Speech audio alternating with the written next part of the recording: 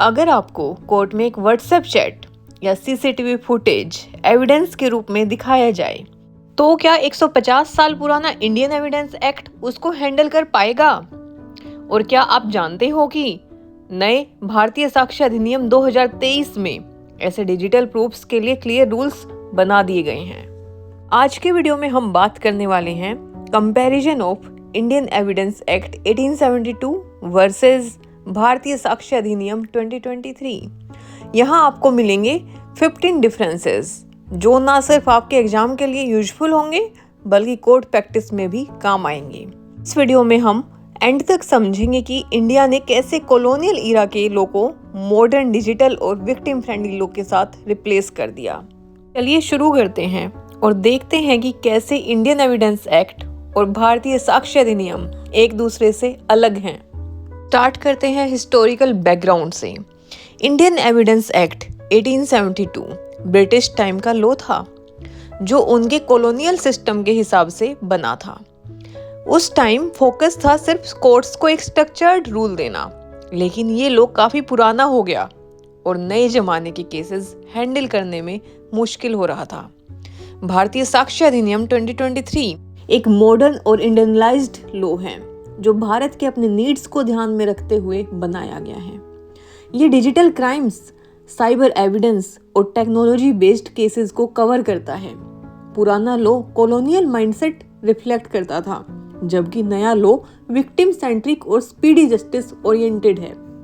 Indian Evidence act एक imported product जैसा था और भारतीय साक्ष्य अधिनियम एक इंडियन डिजाइन सिस्टम है। ये डिफरेंस स्टूडेंट्स को बताते हैं कि लॉ सिर्फ रूल्स नहीं बल्कि सोसाइटी की नीड्स के हिसाब से इवॉल्व होता है। अब बात करते हैं नंबर्स ऑफ सेक्शंस की। इंडियन एविडेंस एक्ट में टोटल 167 सेक्शंस थे, लेकिन भारतीय साक्ष्य अधिनियम में सेक्शंस को सिंप्लीफाई करके 170 बनाया गया। मतलब कंटेंट ज्यादा ऑर्गेनाइज्ड है और अननेसेसरी डुप्लीकेशन हटा दिए गए हैं। इंडियन एविडेंस एक्ट में लैंग्वेज थोड़ी कॉम्प्लेक्स थी, जिससे स्टूडेंट्स और आम आदमी कंफ्यूज हो जाते थे, जबकि भारतीय साक्ष्य अधिनियम में सिंपल और क्लियर ड्राफ्टिंग है जिससे समझना इजी हो जाता है। सेक्शंस की नंबरिंग और ग्रुपिंग भी सिस्टमेटिकली की गई है। ये सिंप्लीफिकेशन से लॉ का प्रैक्टिकल यूज इजी हो गया है। स्टूडेंट्स के लिए इम्पोर्टेंट है समझना कि लॉ का एम क्लैरिटी प्रोवाइड करना होता है। इंडियन एविडेंस एक बल्कि था, जबकि भारतीय साक्ष्य अधिनियम कॉम्पैक्ट और स्टूडेंट फ्रेंडली है। अब बात करते हैं लैंग्वेज एंड ड्राफ्टिंग की। इंडियन एविडेंस एक्ट की ड्राफ्टिंग विक्टोरियन इंग्लिश स्टाइल में थी, जो टेक्निकल और हैवी लैंग्वेज यूज करती थी। बहुत सारे वर्ड्स ओल्ड फैशन्ड थे जो अब नॉर्मल यूसेज में नहीं आते। भारतीय साक्ष्य अधिनियम में सिंपल, क्लियर और प्रेजेंट डे लैंग्वेज यूज हुई है। इससे कोर्ट्स, लॉयर्स और आम लोग सब समझ पाते हैं कि एग्जाम्पल के लिए मे प्रिज्यूम और कंक्लूसिव प्रूफ जैसे टर्म्स सिंपल तरीके से एक्सप्लेन किए गए हैं। मॉडर्न ड्राफ्टिंग में एम्बिग्विटीज कम हो गई हैं। ये स्टूडेंट्स को अट्रैक्ट करता है क्योंकि अब लॉ को समझने के लिए डिक्शनरी खोलना जरूरी नहीं है। इंडियन एविडेंस एक्ट में एक कॉलोनियल फेवर था, भारतीय साक्ष्य अधिनियम में एक इंडियन क्लैरिटी है। अब हम समझते हैं डिजिटल एविडेंसेस के बारे में। इंडियन एविडेंस एक्ट बनाते वक्त डिजिटल एविडेंस का कंसेप्ट ही नहीं था। मतलब यूएसबी, ईमेल्स, सीसीटीवी या व्हाट्सएप चैट्स एडमिसिबिलिटी के लिए अलग जजमेंट्स और पैच वर्क करना पड़ता था। भारतीय साक्ष्य अधिनियम ने डिजिटल एविडेंस को डायरेक्टली रिकॉग्नाइज किया है। इसमें इलेक्ट्रॉनिक रिकॉर्ड्स को क्लियर डेफिनेशन और प्रोसेस दिया गया है। सेक्शन 61 ऑनवर्ड्स में इलेक्ट्रॉनिक एविडेंस के लिए डायरेक्ट गाइडलाइंस हैं। स्टूडेंट्स के लिए इम्पोर्टेंट है समझना कि साइबर क्राइम के इरा में डिजिटल एविडेंस बैकबोन है। ये एक मॉडर्न शिफ्ट है जो नए लॉ को प्रैक्टिकल बनाता है। इंडियन एविडेंस एक्ट आउटडेटेड था, भारतीय साक्ष्य अधिनियम डिजिटल फ्रेंडली है। अब अगला डिफरेंस समझते हैं सेकेंडरी एविडेंस के प्रोस्पेक्टस से। इंडियन एविडेंस एक्ट में ओरिजिनल डॉक्यूमेंट्स को प्राइमरी माना जाता था और सेकेंडरी एविडेंस एडमिसिबिलिटी लिमिटेड थी। फोटोकॉपी, प्रिंट आउट या इलेक्ट्रॉनिक रिकॉर्ड को इजीली एक्सेप्ट नहीं करते थे, जबकि भारतीय साक्ष्य अधिनियम में सेकेंडरी एविडेंस के रूल्स एक्सपेंड किए गए हैं। अगर इलेक्ट्रॉनिक रिकॉर्ड ऑथेंटिक है तो उसको कोर्ट इजीली एक्सेप्ट करेगा। ये टाइम और एफिशिएंसी दोनों सेव करता है। डिजिटल कॉपी के लिए सर्टिफिकेट की रिक्वायरमेंट्स को भी क्लैरिफाई किया गया है। स्टूडेंट्स को समझना चाहिए कि जस्टिस में स्पीड और कन्वीनियंस इक्वली इम्पोर्टेंट है। भारतीय साक्ष्य अधिनियम ग्राउंड रियलिटी को एक्सेप्ट करता है, जबकि इंडियन एविडेंस एक्ट में ये मिसिंग था। अब बात करते हैं रेलेवेंसी ऑफ फैक्ट्स की। इंडियन एविडेंस एक्ट में रेलेवेंसी का कंसेप्ट स्कैटर्ड और कॉम्प्लिकेटेड था। भारतीय साक्ष्य अधिनियम में रेलेवेंसी को लॉजिकली अरेंज किया गया है। कौन से फैक्ट्स रेलेवेंट हैं और कौन से फैक्ट्स एडमिसिबल नहीं हैं, ये क्लियर गाइडलाइंस दी गई हैं। एग्जाम्पल के लिए कॉन्स्पिरेसी, इंटेंशन और मोटिव के रूल्स सिंप्लीफाई किए गए हैं। इंडियन एविडेंस एक्ट में ओवरलैपिंग और कंफ्यूजन होता था। भारतीय साक्ष्य अधिनियम में एक स्ट्रेट रोड मैप है। स्टूडेंट्स के लिए इजी है कि they can directly map relevancy sections, और ये क्लैरिटी एक मेजर प्लस पॉइंट है नए लॉ का। अब हम समझेंगे कन्फेशन के पॉइंट ऑफ व्यू से। इंडियन एविडेंस एक्ट में पुलिस के सामने दिए गए कन्फेशंस को अनरिलायबल माना जाता था, लेकिन इसमें प्रोविजंस काफी स्कैटर्ड और कंफ्यूजिंग थे। जबकि भारतीय साक्ष्य अधिनियम में कन्फेशन के रूल्स को स्ट्रीमलाइन किया गया है। पुलिस कन्फेशन स्टिल इनएडमिसिबल है, लेकिन वॉलंटरी और जुडिशियल कन्फेशन का फ्रेमवर्क सिंपल है। ये एक स्टूडेंट फ्रेंडली क्लैरिटी क्रिएट करता है। एग्जाम्पल, एक्यूज्ड के राइट्स और वॉलंटरीनेस को हाईलाइट किया गया है।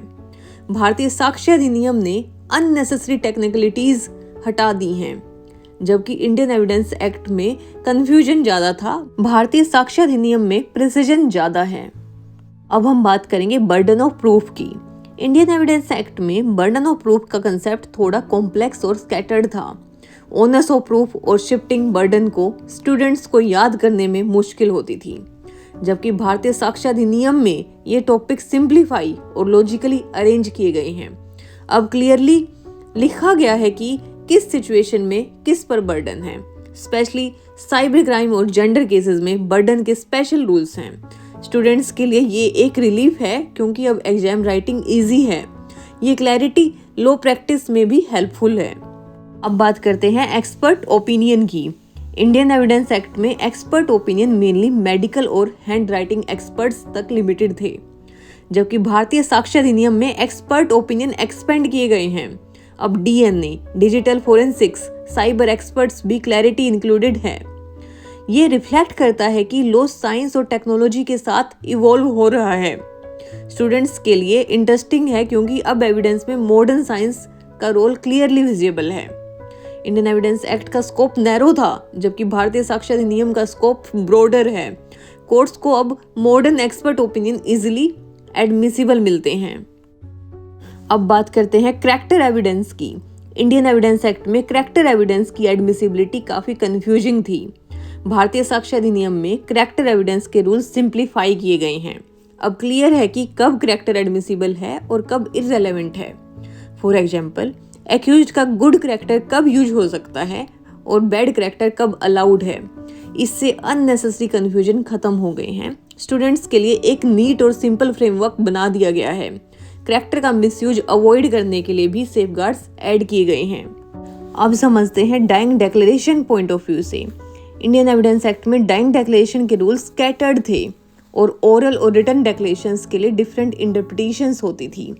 भारतीय साक्ष्य अधिनियम में एक क्लियर प्रोविजन है जो रिटन, ओरल और इवन इलेक्ट्रॉनिक डाइंग डिक्लेरेशन को एक्सेप्ट करता है। वीडियो रिकॉर्डेड डाइंग डिक्लेरेशन भी एडमिसिबल है। ये एक ह्यूज मॉडर्नाइजेशन स्टेप है। स्टूडेंट को समझना चाहिए कि जस्टिस के लिए हर रिलायबल सोर्स को यूज किया जा सकता है। इंडियन एविडेंस एक्ट में स्कोप नैरो था, भारतीय साक्ष्य अधिनियम में स्कोप वाइड और रियलिस्टिक है। अब बात करते हैं प्रिविलेज्ड कम्युनिकेशन की। इंडियन एविडेंस एक्ट में privileged communication mainly advocate client and husband wife तक लिमिटेड थे। भारतीय साक्ष्य अधिनियम में इन प्रिविलेज को मेंटेन किया गया है, बट सिंप्लीफाई करके। अब मॉडर्न प्रोफेशंस और सेंसिटिव कम्युनिकेशंस को भी एकोमोडेट करने का स्कोप है।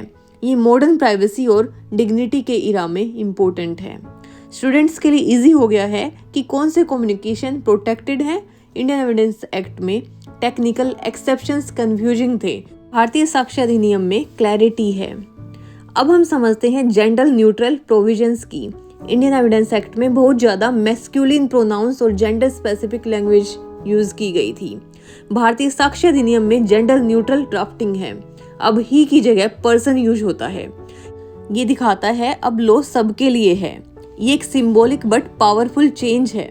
इंडियन एविडेंस एक्ट में कॉलोनियल और पैट्रियार्चल बायस था, भारतीय साक्ष्य अधिनियम में मॉडर्न इक्वालिटी रिफ्लेक्ट होती है।